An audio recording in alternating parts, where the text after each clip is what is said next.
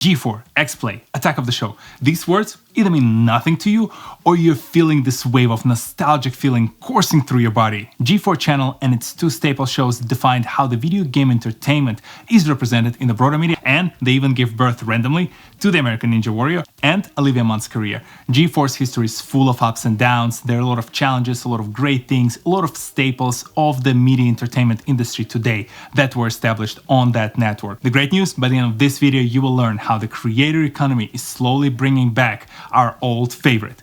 Welcome to the TohirT channel. My name is Tahir and let's do this. Back in the day, I watched a ton of XPlay content. Adam Sessler and Morgan Webb became the household names.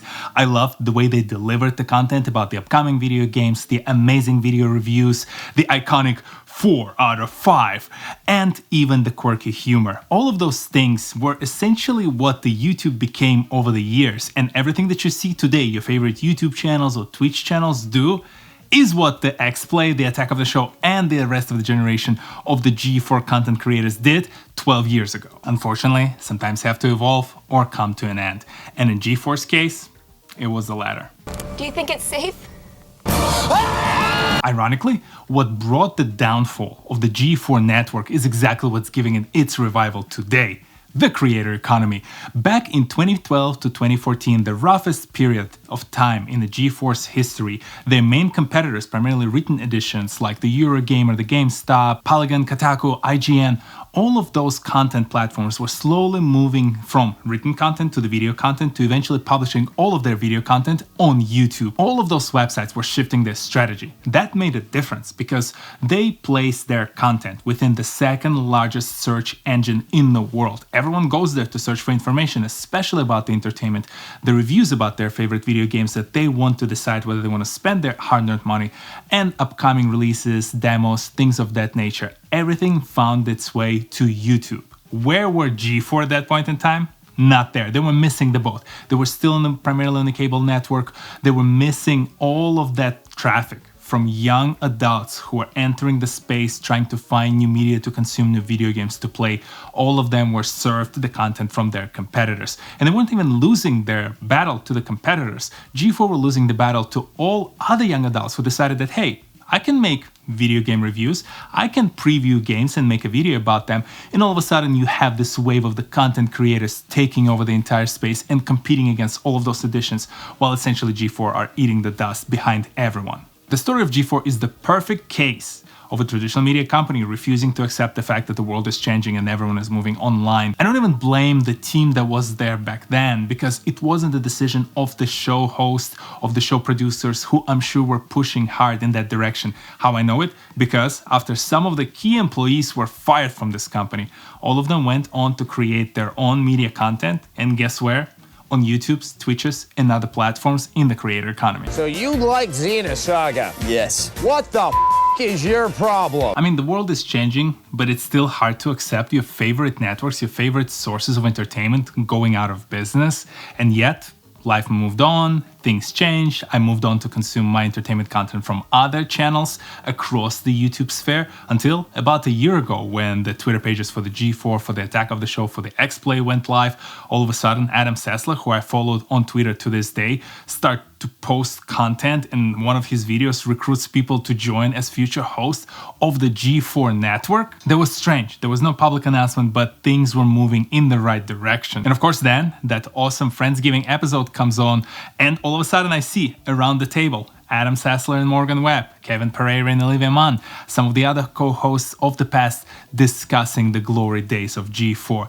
This was enough of a tease to learn that those people are doing great. They're still in love with the content that they used to create back in the day. They're still embarrassed by some of the quirky content that they used to create in the past. But things definitely became a lot more relevant to how they presented their content, because the things that your favorite Twitch channels or YouTube channels do, those quirky humor and comedy that they present today, is essentially what all of those guys been doing in the past. And no wonder that Friendsgiving episode ended with a tease of the upcoming relaunch of the G4 network.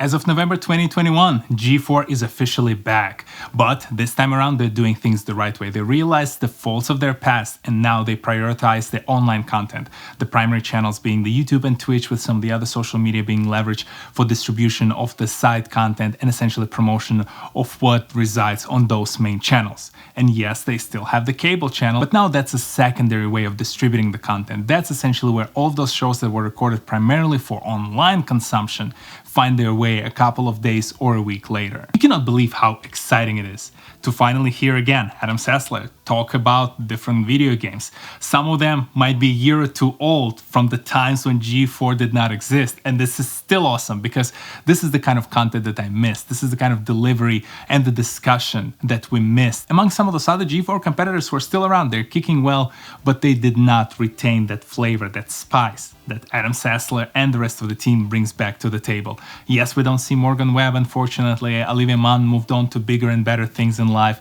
but Kevin and Adam, they built a new team. There's a lot of new, fresh faces around the table, and the discussions are still as exciting. I think the best part is that G4 used to think about themselves as an MTV for the video games, where I think in reality, they were almost a YouTube gaming channel back 12 years ago. And if they've realized the value of that content, if they've realized in time how to distribute all of that content through the rest of the internet, the YouTube itself might not have existed. The way we deliver and consume the content would have been potentially going through a completely different name website. Get yourself a pine conade, prorated for squirrel and human use. In one of my prior videos about Steve-O over here, I discussed how we will see a lot more traditional media celebrities moving into this new content creation space. They'll become one of the key creators within the creator economy, and they'll replicate, sometimes with success, sometimes with ultimate failure, the kind of content they used to produce on those traditional cable channels. The big part and the difference that the platform like YouTube or Twitch or Instagrams and TikToks of the world bring today is that they have those algorithms behind them that reward certain type of content. Once you understand the best platform for you to distribute the kind of video that you produce, you can crank that flywheel with more and more content of that type, gain more and more audience of the kind of people who appreciate your content.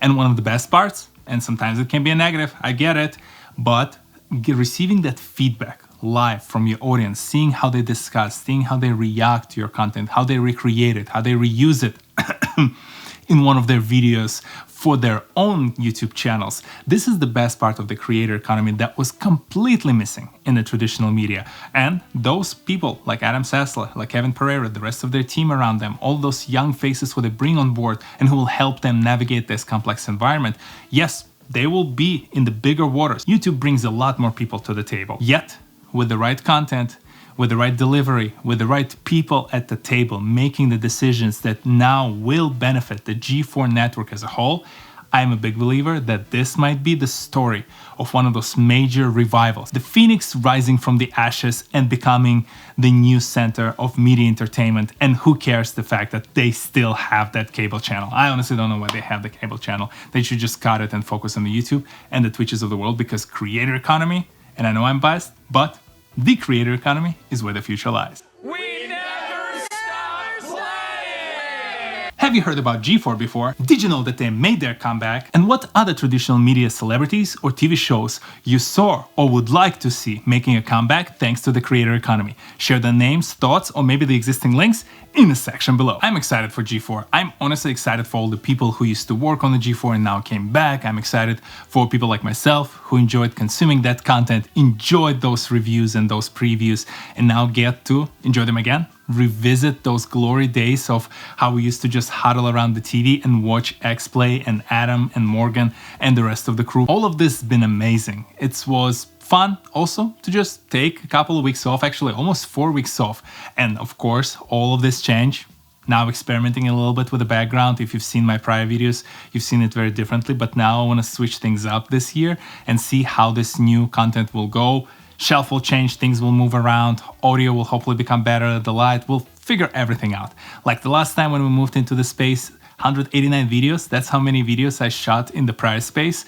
Yeah, That's gonna be probably a similar kind of journey and evolution until I figure out what that next stage looks like. And if you're here because you enjoy the creator economy or you enjoy learning stories about this kind of individuals, completely revisiting their old days and revitalizing their career going forward, or you might just enjoy inspirational stories about professionals from other different areas, well, there's plenty of this content on this channel because I'm here every Saturday at 10 a.m. Eastern. Hit that like button, hit that subscribe button, share this video with some of your friends. Here are a few videos for you to enjoy, and I'll see you in the next one. Peace.